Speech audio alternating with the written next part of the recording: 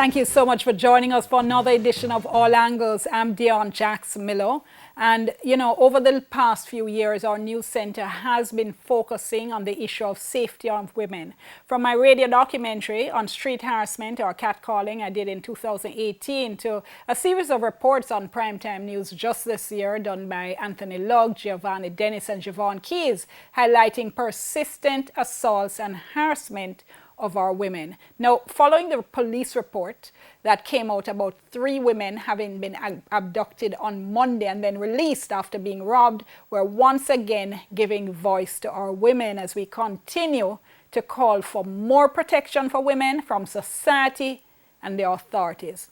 We're going to start first by speaking to Princess, not her real name, who suffered a terrifying experience when she was a university student. After that, we're going to be getting comment from psychologist Dr. Lakim Samaj, security consultant Robert Finzi-Smith, and Huey Mona Guild president, as well as TVJ host Daniel Mullins and women's rights activist Nadine Spence. Let me just remind you, our hashtag is TVJ All Angles. Do tweet with us. You can also WhatsApp me at 876-381-0072. Do give us your first name, give us your general location.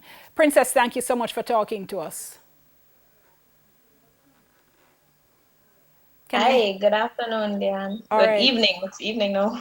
Really appreciate you talking to us. So, as I said, you had a frightening experience. Tell us how it came about. It was really frightening, and since evening preparing to actually talk about it gave me chills. I don't talk about it a lot. Talking about it on TV is crazy, but I was, let's say, attemptedly kidnapped when I was in second year at university. I went to the University of the West Indies, and I was visiting a friend one evening around 6 o'clock. I took a red plate taxi, and this taxi man was shouting out, tone, treat, like he was going to pick up other people. So I was comfortable waiting to reach to my destination. At a point, I started feeling odd. So I sent my location to somebody, and the person who I was going to, I called them. At the time, I had a banger phone. I am sure people know what that is. So when you press the green button 2 times, it will ring the last person that you talk to. And in the night... One second. So at this point, the taxi hadn't moved off yet? Yeah, I wasn't in a stand. Okay. I was on the road and I flagged down a taxi. Okay. So you got in and then it started driving? Yes, and we drove, and he was there asking other people if they were going to the destination that I was going. But there was nobody heading there, and he just continued driving. So At when... a point... When did you realize that something was wrong? I just had a feeling. Because at one point he was like, police up there, so I don't want to go up there. Because I don't want them to take away my car again. So I was like, this is strange. My instincts told me to go live on Instagram at the point, but I'm not so popular on Instagram, so I didn't want to go live and embarrass myself. So I just called the person that I was going to. And I called, and he was like, why are you calling? I'm like, pick this up. Something is wrong. I'm calling you. I'll be there soon. Give me like 5 minutes. Said, okay. I'm not familiar with Kingston. Well, then I wasn't. I'm a country girl. So he went around in circles, and there was a corner in a dark corner, and I thought he was just checking his doors. At this point, I was like, okay, this is weird. And he locked the doors of the car, and that's when everything started. He had something that looked like a taser, and he shocked me. You were in the back seat or the front seat? The front seat. Okay. And he shocked me with the taser 3 times. I remember it. It's a while back, but I remember feeling my body shaking so much. and I was screaming. I was screaming out help because, like, is this how I'm going to die? Because you always hear these things on the news and you're like, oh my God, that is so sad. But actually experiencing something like it, somebody actually trying to tape you up, because I was duct taped up my Where hands. did he tape?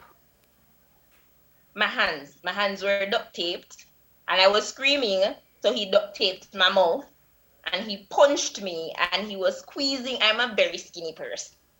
He was squeezing down in the little part of your throat there to kind of stop the. And I just stopped, thought about what I had and what I could do. I stopped fighting because at this point I had no hands to fight with, because they were taped behind me.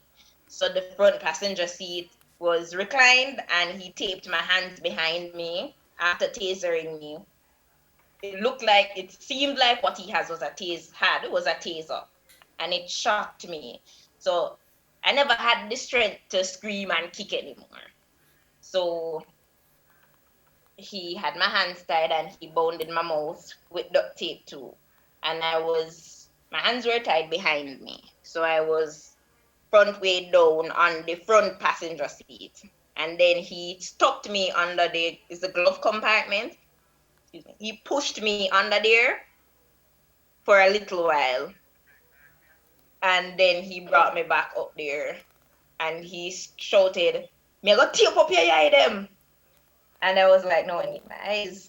So I cannot continue muffling and pushing. So I needed to calm down. In the moment, I wasn't thinking about calming down. I was just thinking about how I'm going to survive. Yeah, and you did survive, and you said you were trying to think about how to get out of it. So how did you get out of the situation? I used my feet. My feet weren't tied up. So what I did was use my right foot, because at this point I turned around and I did it very quickly.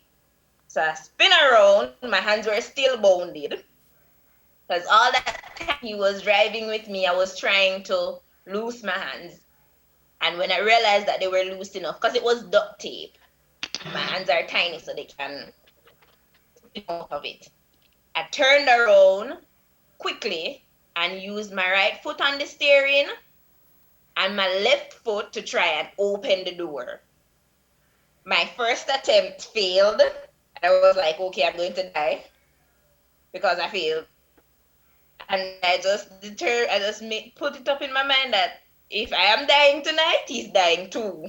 We're both going to die. So I tried again. I turned around and I was using my right foot on the steering and I dropped out of the moving vehicle. I rolled out. I don't know how I did it, but I got the door open and I rolled out. I rolled out close to a gas station and somebody helped me. I had everything that I had was left in the vehicle, handbag, all the stuff that I had. The only thing that I had was the $200 I was going to pay for my fare. And I remember shouting, because at this point, I got the thing off my mouth. And I was walking and the thing dropped. The thing that was tying my hand, the duct tape, I finally got it off. Because when I dropped on the road, I rolled and I scratched my left side. It wasn't scratched up really badly. And somebody helped me and called the police. Okay. So that's how I So, got that. all right, I'm nearly at break, but while you were trying to get off that first time, the first time you attempted, you say you put your feet on the steering wheel, one foot on the steering wheel, one trying to open the door. How did he react at that point? He slowed the car down and slammed the door. Yeah. Okay, and then you And did he it, and then you slammed did my it door that again, and, day. and then you did it again, you said in right after. Yes. Well, not right after, because you needed a period. He would think that Okay, I'm not going to try this again. all right. No, you were even reluctant to talk to me about this. This was how many years ago? Second year. 1, 2, 3. 3. 3 years? How do you feel now, having told us about it? But I got therapy. I talked about it. I went to counseling and I talked about it. I share it at church, I share it with people around me. So it feels easier to share each day But when you hear, because I'm still alive. yeah, when you hear stories, for instance, of women who got abducted, does that trigger you? Does that affect you? It does. Because right now I am scared out of my mind. Because fear has been something that I battled with since that day. If you ask my friends, since that I didn't take a taxi until November 2020. 20, yeah, that's last year. Yeah, So I didn't take a taxi. you would get around how then? I asked people to drop me places, and if I don't need to go, I just don't need to go. Has it affected? All right, I tell you what, I have to go to the break. Remember our hashtag TVJ, all angles. We've been listening to Princess's story. We have other stories to share with you. We're back in a moment.